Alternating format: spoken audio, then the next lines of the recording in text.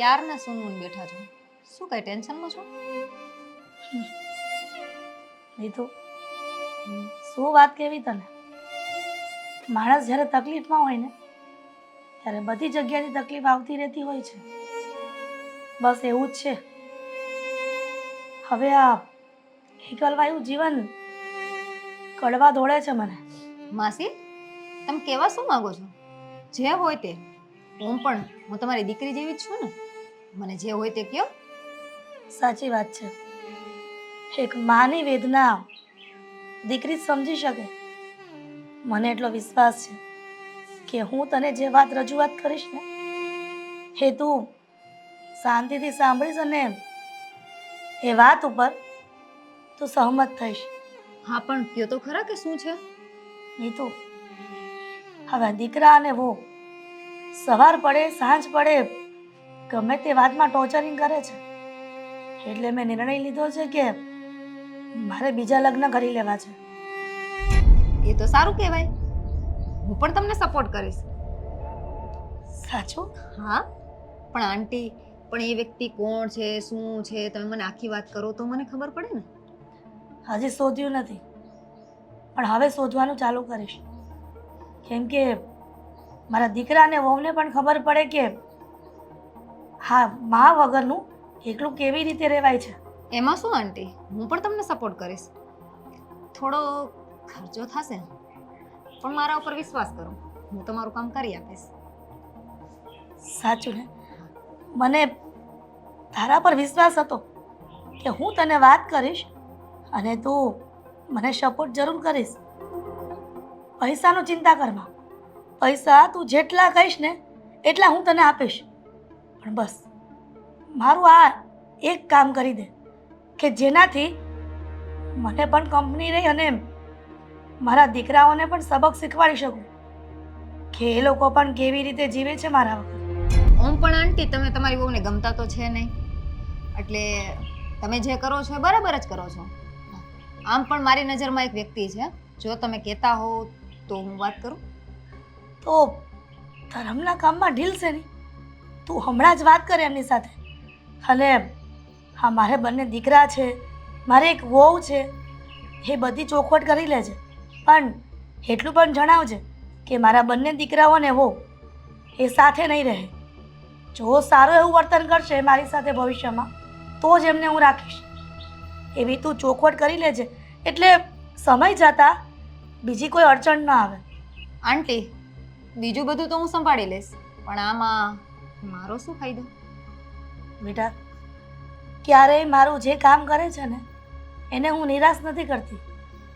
હા, તારો ફાયદો એ છે કે તું મને જીવનસાથી ગોતી દે અને તારી હું મદદ કરીશ. પૈસા ટકે અને તારે જે પણ વસ્તુ જીવનમાં ખૂટે ને એ બધું વસ્તુ હું તને લઈ આપીશ. એટલે તારે કોઈ પાસે હાથ લંબાવવો ન પડે. ઠીક છે, તમે 50,000 રૂપિયા તૈયાર રાખો, હું સામે વાત કરીને તમને જણાવું છું. બેટા, 50,000ની વાત કરી? અરે હું તને 51,000 રૂપિયા આપીશ. પણ તું આ વાત કરીને જલ્દી મને જણાવજે. ઠીક છે આંટી, ચલો, જય શ્રી કૃષ્ણ. જય શ્રી કૃષ્ણ.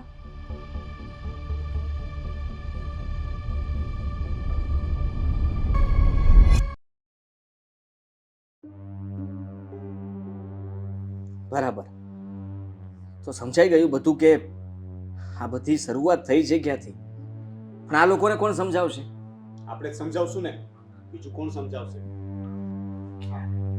જરાક પણ કોઈને વિચાર ના આવ્યો કે હા, કોઈ બહારનો વ્યક્તિ આવી રીતના આપણા ઘરમાં ઝઘડાઓ ઊભા કરી શકે છે તો પહેલા કોકની વાત સંભળાય, સમજાય અને આપણે સાથે બેસીને આ વાતનું ડિસ્કશન કરીએ તો સોલ્યુશન આવી શકે ને. સોલ્યુશન તો ત્યારે આવશે ને કે જ્યારે હું લાવીશ. તમે તો લાવી દીધું ને સોલ્યુશન. સમાચાર મળ્યા મને, તમે લગ્ન કરવાના છો ને. આનંદ થયો ને વાત સાંભળીને? બહુ જ આનંદ થયો, પણ આનંદ વધારે થાત જો તમે તમારી મરજીથી કરવાના હોત ને તો. એટલે હા, બધી વાત મેં મારી મરજીથી જ કરી છે. અચ્છા, હા. વાહ, સરસ. કરીએ, આપણે વાત કરીએ. પેલા ભાભીને બોલાવો એટલે આપણે ચર્ચા કરીએ મમ્મીની મરજીની. મીરા, કેમ? મીરા બહાર આવતો. એમાં મેરાની શું જરૂર છે? હા બધા બેઠા હોય લગ્નની ચર્ચા કરશું ને આપણે. બેસો. આપણે જરાક હવે લગ્નની તૈયારી વિશે વાતો કરી લઈએ ને કે લગ્નમાં શું શું જોશે, હા. આ મુહૂર્તિયો કોણ છે, કંકોત્રી કેવી છપાવી છે, એડ્રેસમાં શું કરવાનું છે. એ તમારે લોકોની ચિંતા કરવાની જરૂર નથી. એ હું બધું હેન્ડલિંગ કરી લઈશ. કેટલા રૂપિયામાં મૂર્તિયાને તૈયાર કર્યો છે એટલે તું શું કહેવા માંગે છે? એ જ તમે જે સમજી રહ્યા છો. આ કોઈને મતલબમાં પૈસા આપવાના છે ને? 50,000 કદાચ 50,000 ને એટલામાં ડીલ થઈ ને. તો તને વાતની કેમ ખબર પડી? હા 50,000ની વાત કરી હતી પણ મેં 51,000 કીધા છે. લો જરાય વિચાર નથી આવતો. કોઈ તમને કહે અને તમે એની વાતમાં આવી ગયા. એમણે જ કહ્યું હશે ને તમને. આ આપણા પાડોશી નીતુ. હા નીતુ હા સારી છોકરી છે એટલા માટે મારું દુઃખ સમજી ગઈ અને મને કીધું છે કે તમારા માટે હું મૂર્તિઓ શોધી આપીશ. અને તમે એમની વાતમાં આવી ગયા. હા અમારા કોઈનો વિચાર ના કર્યો અને એ કહે છે એ સાચું. અમે લોકો જે કંઈ પણ કહીએ છીએ એ બધું ખોટું. અમે તમારા પરિવારવાળા છીએ. હું જ્યારે તમને સાચી સલાહ આપું ત્યારે તો તમને એ સલાહ ખોટી લાગે છે, પણ એ પાડોશણ આવીને તમને કંઈ પણ કહે તો એ તમને સાચું લાગે છે. તમને ખબર નથી કે એનો ધંધો શું છે. આખો દિવસ શેરીના બધા ઘરે ફર્યા કરે છે, ઘરનું એક કામ નથી કરતી, બસ અહીંયાની વાત અહીંયા ને અહીંયાની વાત અહીંયા, એ જ કરવાનું એનું કામ છે. હા આ મીરાની પણ સારી બેનપણી છે નહીં? હા તારી સાથે પણ વધારે વાતચીત કરે છે ને? આ તમારા લોકોને પણ બહુ સારું બને છે. હા મેં પણ ઘણી વખત જોઈ છે ને આ ઘરે મીરા ભાભી સાથે વાતો કરતા. જ્યારે મમ્મી ના હોય ત્યારે તારી પાસે હોય અને મમ્મી હોય જ્યારે તું બહાર હોય ત્યારે એ મમ્મી પાસે હોય. હા ફ્રેન્ડ છે મારી, અને મમ્મી જેટલી વાતો મારા વિશે મંદિરમાં જઈને કરે છે ને એણે જ બધું મને કહ્યું કે તારા સાસુમાં તારી બધી વાતો મંદિરે જઈને કરે છે. અને એ પણ કરે જ છે મને કે તમારી વહુ આમ કહે છે ને તેમ કહે છે. એ બધું ખોટું. એટલે તને મારા વિશે વાત કરે છે અને મને તારા વિશે પણ ઘણું બધું કહે છે. આદિ મેં તે દિવસે કહ્યું હતું આઈ સ્વેર ઓન યુ, મેં મમ્મીજીની વાત ક્યારેય ક્યાંય નથી કરી. અને તો તમે મેં પણ ક્યારેય તારી વાત ક્યાંય નથી કરી. લો સાંભળી લો. આપણા ઘરમાં હા આગ કોઈ બીજું લગાડી ગયું અને આપણા ઘરમાં ભડકો થઈ ગયો, પણ ઘરના લોકોને પોતાના ઉપર જ વિશ્વાસ નથી કે મારી વહુ ક્યારે આવી વાત ના કરી શકે, કે મારા સાસુ મારી વાત કોઈ દિવસ ના કરી શકે. તમને લોકોને બહારના લોકો જે વાત કરે છે એના પર વિશ્વાસ છે, પણ અમે આપસમાં બેસીને ક્યારે આ વાત વિશે ચર્ચા જ ના કરી. પણ કેવી રીતના ચર્ચા કરું? હા ગમે તે વાતમાં મારી સાથે ઝઘડો કરે છે. એ તો તમે પણ કરો છો. તમે ક્યાં શાંતિથી વાત કરો છો? મેં પણ તમને કહ્યું હતું ને કે તમે થોડી શાંતિથી વાત કરશો તો એ પણ કરશે. વડીલો જેવું કરે ને એવું જ સંતાનો શીખતા હોય છે. તો એ પણ તમારી દીકરી સમાન જ છે ને, એ પણ તમારી પાસેથી જ શીખે છે.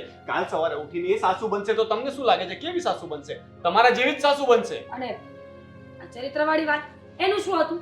એમાં તો નીતુ 110% સાચી જ નીકળીને લગ્ન તો તમે કરવા જઈ જ રહ્યા છો. સાબિત કરી દીધું એણે. જેવા એ મમ્મીને સાબિત કરવા માંગતા હતા એવા જ એમને સાબિત કરી દીધા. એટલે એમ કે એમણે તને વાત કરી હતી ને કે મમ્મીનું ચરિત્ર સારું નથી, બિચારા ભક્તિ સિવાય બીજું કંઈ તો કરતા નથી. હા હંમેશા ઘરમાં ધ્યાન આપે છે અને થોડા ભોળા છે. એટલે નીતુને ખબર પડી ગઈ હશે કે હા મમ્મી મારી જાળમાં જરૂર ફસાઈ જશે, અને એવું જ થયું. આપણા વિશે મમ્મીને ભડકાવ્યા. એક મિનિટ આદિ, મને વિચાર એ આવ્યો કે નીતુને આ કરવાથી શું ફાયદો, પણ મને હવે ધીરે ધીરે સમજાઈ રહ્યું છે કે આ બધું કરવા પાછળ નીતુને શું ફાયદો છે. તને યાદ છે કોલેજમાં નીતુ તારી સાથે ભણતી હતી ને, અને તમે લોકો અહીંયાથી સાથે બસમાં જતા હતા. એક વખત એણે તને પ્રપોઝ પણ કર્યું હતું ને એ તારી સાથે લગ્ન કરવા માંગે છે. હા માંગતી હતી. હા પણ એ વાતને તો મેં ત્યારે જ ના પાડી દીધી હતી. ના પાડી હતી ને, બસ એ પાગલ હતી આની પાછળ. કરું કેમ નહીં? કહ્યું કેમ ને? હવે એટલી જૂની વાતને હું થોડો યાદ રાખીને બેસું? એને મારી સાથે લગ્ન કરવા હતા, મારે નહોતા કરવા એની સાથે લગ્ન. બસ આ જ મેઇન મુદ્દો છે. તારા લગ્ન થયા ને પછી જ આ બધું શરૂ થયું છે. પછી જ આપણા ઘરેનો આવરો જાવરો વધી ગયો. મમ્મીએ પણ ના પાડી હતી. નીતુ મમ્મીને પણ નહોતી જ ગમતી ને. મમ્મીએ જ કહ્યું હતું કે આપણા ઘરને લાયક નથી. અને તમે એની જ વાતોમાં આવી ગયા. હા પણ મને ખબર હતી કે પહેલેથી વિચિત્ર સ્વભાવની છે. હા એના મમ્મીની સાથે પણ ઘણો બધો ઝઘડો કરતી હતી સવાર સાંજ બપોર. અને એટલે આ મારું ઘર ભાંગવા માટે થઈને અહીંયા નહોતી રહેતી, છતાંય તે આ પાડોશી બનીને આપણા બાજુમાં જ રહેવા આવી, અને પછી તને ચડાવી અને મમ્મી તમને પણ ચડાવ્યા, અને આપણા ઘરમાં ઝઘડો ઊભો કર્યો, અને તમારા લગ્ન કરાવવા સુધીની વાત પહોંચાડી દીધી એને. મમ્મીજી જવા દો સાઈડમાં. હું તમારી માફી માંગવા માટે તૈયાર છું, અને પણ એક શરત. સરસ તમે આ ગંજા બોખા ટકલું સાથે લગ્ન નહીં કરો પ્લીઝ. મારે પણ નહોતા જ કરવા. આ તો મને નીતુએ કીધું ને એટલે હું આ વાત ઉપર તૈયાર થઈ ગઈ. પણ મારે તો મારા રોનકના લગ્ન કરવાના છે. હા મમ્મી તમે એક વખત વિચાર પણ ન કર્યો કે એણે તમને જે કંઈ પણ સલાહ આપી સાચી ખોટી અને તમે અમલ પણ કરી નાખ્યો? થોડું વિચારો તો ખરા. આ ઉંમરે લગ્ન ખરાબ વસ્તુ નથી, પણ સામાજિક દ્રષ્ટિએ તમે વિચાર તો કરો, સારું પણ ન લાગે ને. હા ખરેખર જો એવું કોઈ હોત તમારી લાઈફમાં કોઈ વ્યક્તિ તો કદાચ અમે સમજી શકત, પણ કોઈના કહેવાથી એ પણ પૈસા આપીને લગ્ન, કેવું લાગે? સાવ ખોટું કહેવાય. અમે તમારા છીએ અને અમે તમને સમજી શકીએ, તમે અમને સમજી શકો. અમે કોઈ દિવસ તમને મતલબમાં તમને ખોટું લાગ્યું એવું મેં વર્તન કર્યું હશે, પણ નફરત ક્યારેય નથી કરી. અને મમ્મીજી આઈ એમ સોરી. મને ખબર નહોતી કે કોઈ મને ચડાવે છે ને હું ચડી ગઈ, પણ આઈ પ્રોમિસ એની સાથેની દોસ્તી પૂરી. અને હું પણ એ સામે મળશે ને તો એ ઊંધું ખોસીને બાજુમાંથી નીકળી જશે, પણ એને નહીં બોલાવું. એને નથી કરવાના ને? લગ્ન મારે નથી કરવાના, પણ મારા રોનકને કરવાના છે. હા એ તો મેં આદિને કહ્યું હતું, એના માટે તો મેં પ્લાન પણ કર્યું છે, ડેસ્ટિનેશન વેડિંગ. હું વિચારું છું કે જયપુરમાં મજા આવશે, ઉદયપુર કે જયપુર, પિંક સિટી. હા તું મતલબમાં તારા કોઈ સંબંધીમાં રોનક માટે વાત ચલાવ ને. હા એમ પણ મારી ઉંમર તો થઈ જ ગઈ છે, જુઓ ને.